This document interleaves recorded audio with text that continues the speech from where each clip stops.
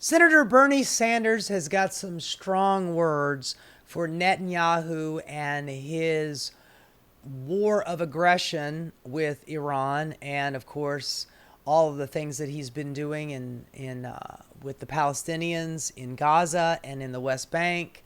And God love this man. I mean, he's 137 years old, and he's been doing this for fucking ever. Of course, nobody seems to, give him any credibility for his integrity. He's been saying the same stuff for years and decades, about giving us health care, ensuring that we have a social safety net, trying to get us out of all of these forever wars. And Bernie has been a stalwart when it comes to this kind of thing.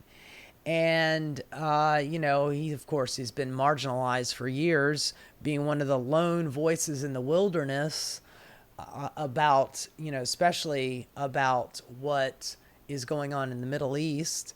And anyway, let's take a look and see what Bernie's got to say. Thank God for this old curmudgeon. I love him. Can you imagine if he'd have been elected in 2016? What kind of world that we'd have been in? I mean, he would be out of office after 2 terms, and I have a feeling that we would be in a much better, calmer place. But that's another universe. I guess Marvel Cinematic Universe did not extend to the Bernie Sanders presidency. But anyway, at least we still got him alive, and he's still got his all of his faculties. Do you think we made the right decision between him and Biden? Sorry, I'm going off on a tangent here. Talk to us, Bernie. 2025, one might have hoped that the global community would be working together to address the existential threat of climate change, working to prevent future pandemics, working to address the massive levels of income and wealth inequality that exist, working to improve the standard of living of struggling people all over the world. But tragically, that is not where we are today. Quite the contrary. Instead of addressing the major crises that we face, the world is now looking at the terrible war in Ukraine, started by Putin, which has taken hundreds of thousands of lives over the last 3 years. We are looking at the horrific war in Gaza, where, as we speak, thousands of Palestinian children are facing starvation due to Israel's inhumane and illegal war policies. And now we face a dangerous and escalating war in Iran, which was begun in violation of international law by the extremist Netanyahu government.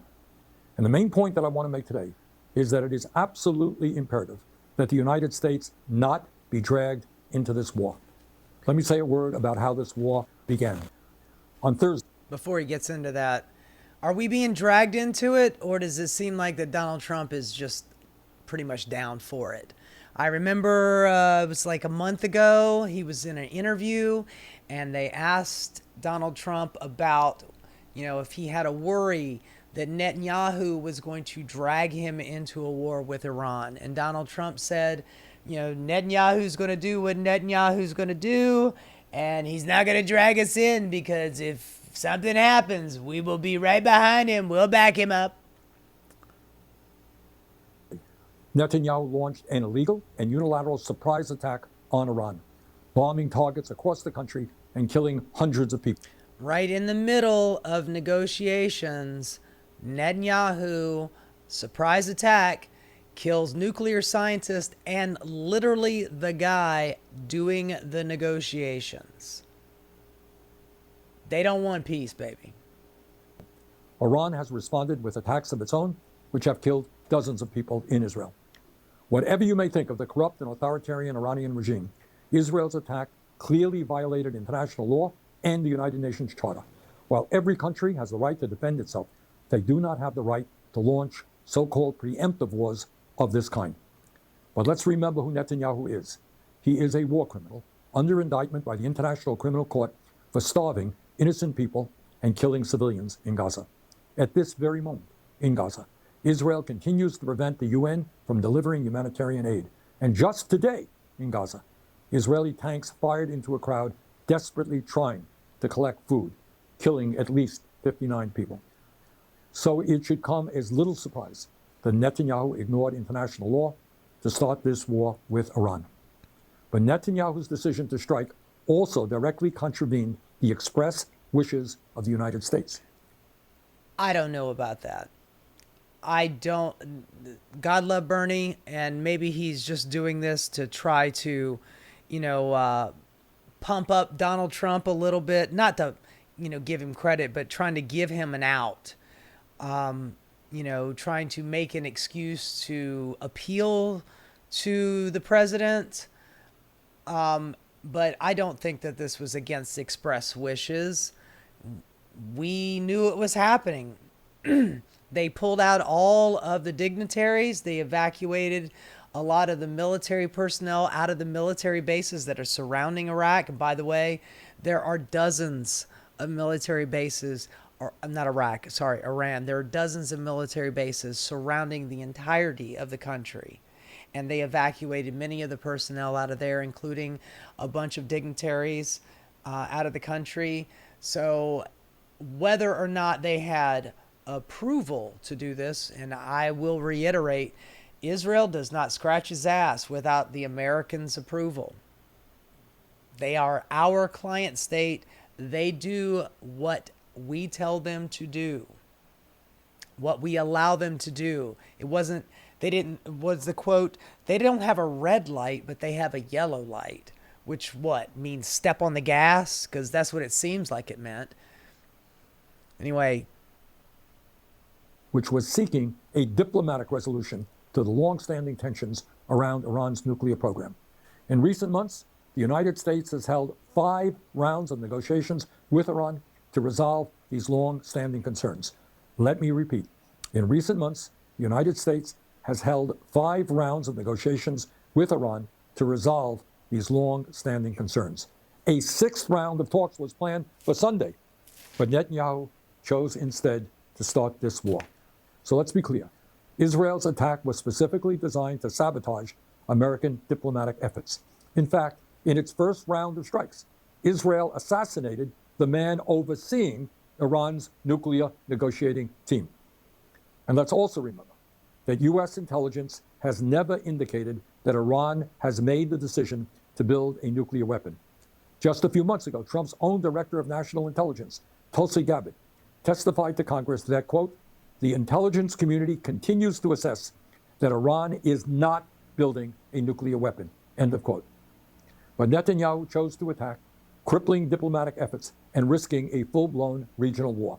He is now openly talking about regime change in Iran and threatening to kill the political leadership of that country without any thought to the chaos that might ensue.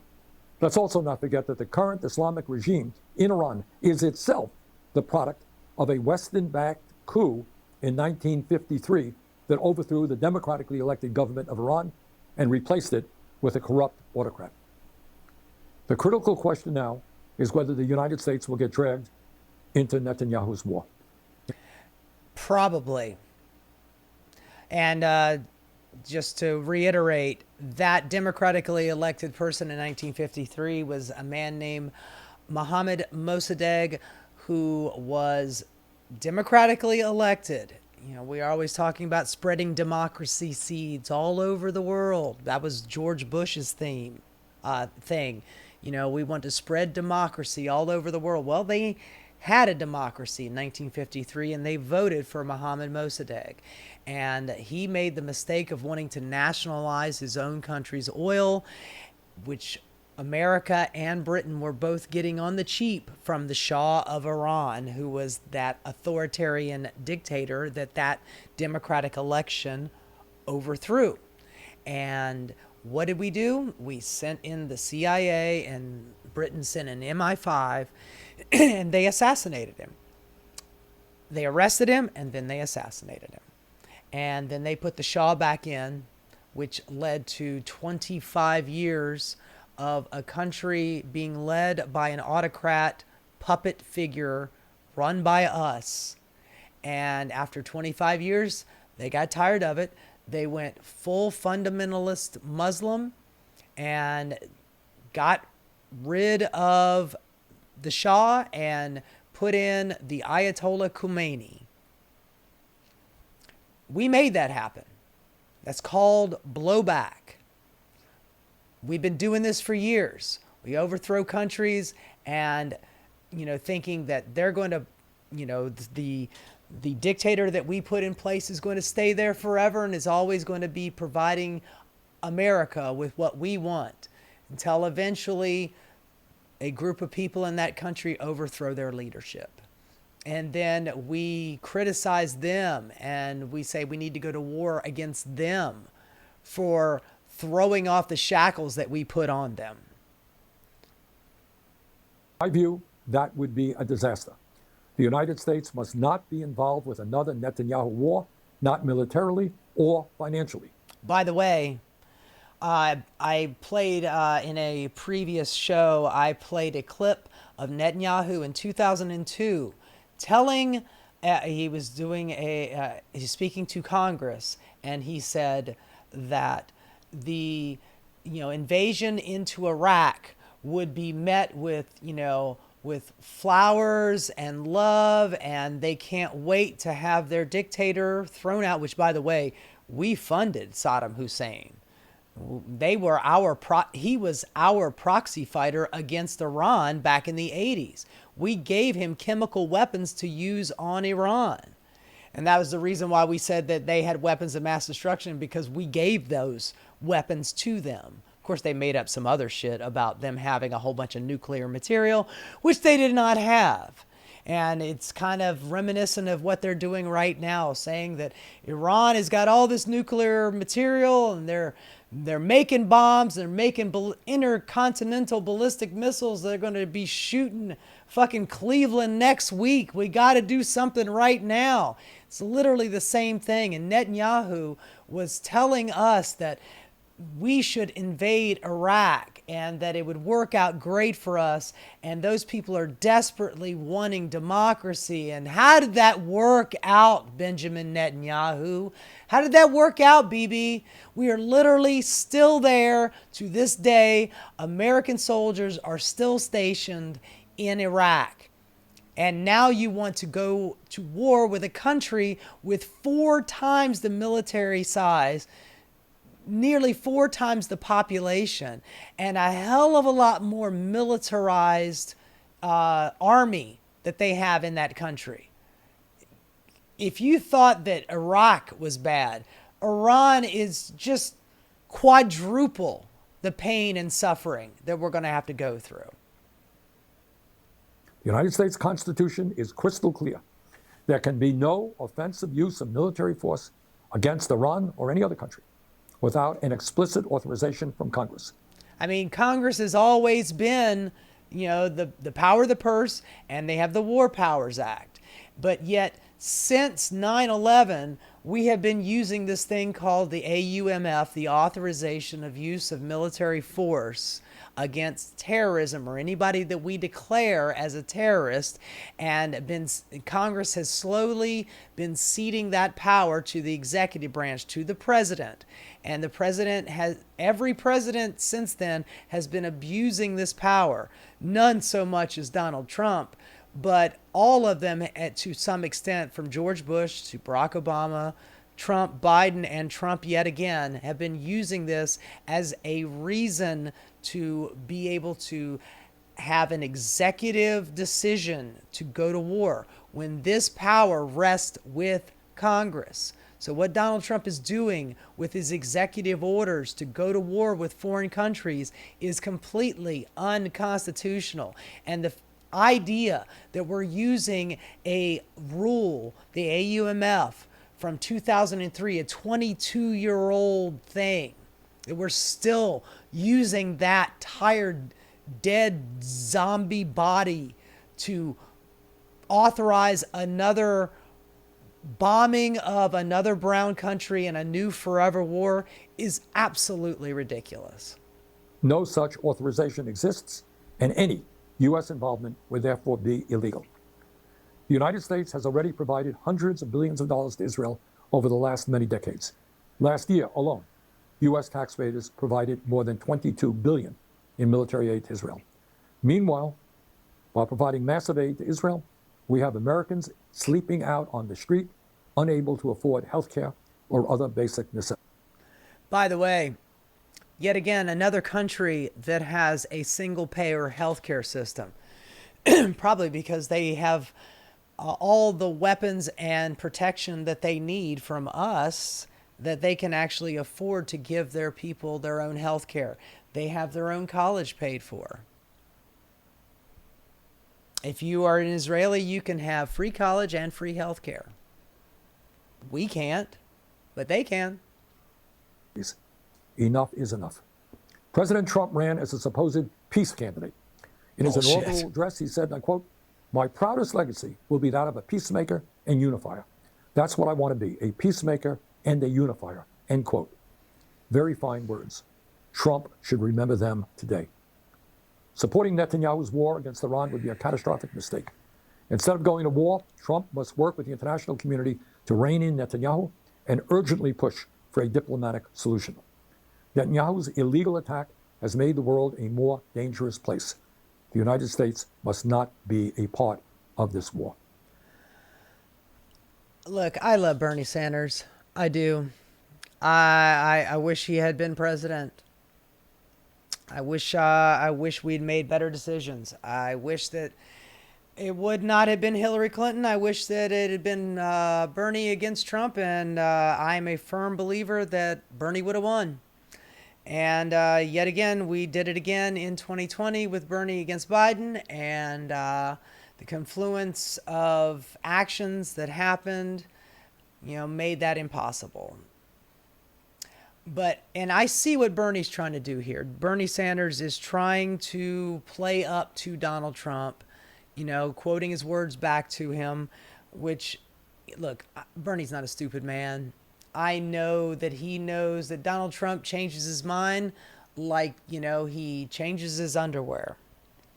And Donald Trump is not only, he's not a smart guy and he's not very good at policy, but he does not really understand how foreign policy works. He just understands power through strength and military force. And quoting him back to him saying that he's a peace candidate and that he doesn't want to start a new forever war. I get what Bernie's trying to do here, but after already having him as president once and seeing the things that he's done, increasing drone strikes by 400%. And Barack Obama was known as the drone president. And Donald Trump was like, hold my beer. He tried to overthrow Venezuela a couple of times, tried to coup them. He, I believe, if I'm not mistaken, they did successfully coup Bolivia until those people rose back up and got rid of the person that we kind of installed through the CIA. He dropped the mother of all bombs on Afghanistan. He's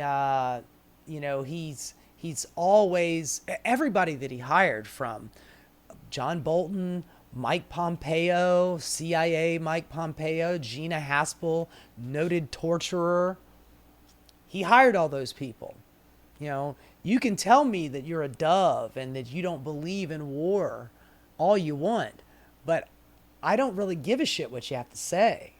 Those are nice words, but your actions speak louder than words. And Donald Trump has always been about, I got the bigger button. My button is bigger than his. Kim Jong, Rocket Man out there with his button. My button is bigger. And when he went over to North Korea and did a little peace deal with them, I gave Trump credit for that, because peace is better than war.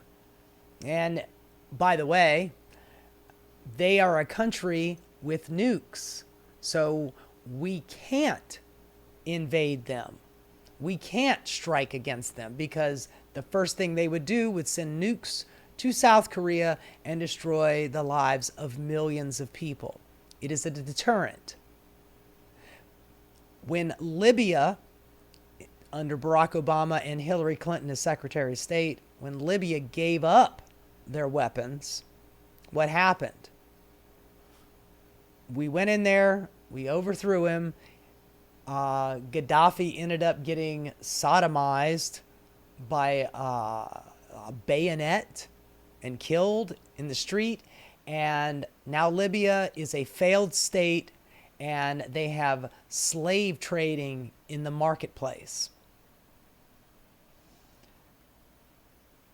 When you do not have a deterrent. Oh, by the way, yet again, Ukraine. Ukraine agreed to give up their nuclear stockpile in an agreement with us that if something should pop off with Russia, this was years ago, but if something would pop off with Russia, we, the United States, would protect them. And under Joe Biden, that was happening. We were providing them weapons so we wouldn't have to put our boots on the ground, but we were backing them as per the agreement. But do you think that Russia would have attacked Ukraine if Ukraine had still had a nuclear deterrent? You attack us, we shoot a couple of missiles at Moscow, Vladimir Putin would not have invaded. I'm not saying that I want Iran to have a nuke, but if they had one, we would not be in this conflict. But we have, oh, by the way, you know, I mentioned Donald Trump not being a dove. In his last term, he attacked and killed Qasem Soleimani, who was literally fighting ISIS at the time. The Salafi Sunni Muslim group that is bent on world domination, ISIS. He was fighting ISIS at the time. And we, in a Donald Trump, in a bit of a, you know, a wannabe peace deal, lured him into Iraq, Qasem Soleimani, and killed him. And Israel, they practiced restraint. I believe they did fire on a couple of bases. And nobody, I don't think that any American soldiers died. A few of them got concussed, but they exercised restraint, even though we took out their top general. Peace guy, huh? Dove, right? You know, tricked him into a little bit of a peace deal. You know, I got out of the Barack Obama's Iran deal because it was a bad deal. It was a terrible deal. We're going to get in a better deal, and I'm going to slap my name on it. So meet me in Iraq and we'll figure it out. And then they bomb and they kill him. This is the kind of stuff that is going to make people who want peace in Iran have to give up their power to the hardliners out there that are like, why would I believe anything America says? They never keep their deals. They never keep their word. Every time we try to make peace with them, they kill us. They bomb us, or they get their client state Israel to do it. I mean, if I was an Iranian, I wouldn't believe one goddamn word Netanyahu or Donald Trump says. And I appreciate Bernie Sanders, what he's trying to do here. He's trying to get Donald Trump to listen to his better angels or to hearken back to the words he said, which he did not believe. He's out there saying it is a fucking slogan. And Bernie Sanders is not a dumb guy. He knows that. What he's trying to do is just trying to placate to Donald Trump's ego in anything to get some fucking peace. But Donald Trump does not seem to want peace, and Netanyahu sure as shit does not. Hey guys, thanks so much for watching. If you enjoyed what you saw, please like and subscribe. Keep rocking.